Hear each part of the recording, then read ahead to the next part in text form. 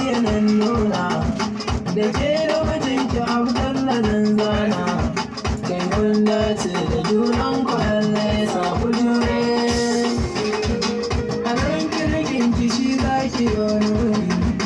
ki gane zigar magauta ki hausa ni ki dora dukan zantuka a milani Khadija ki bi cikin san gida ɗaya ga ku tare Abdullahi Adam kai ka cancanta ka zara kamar amarya ta ɗau tuta abin ta gaba ta karkan wulakanta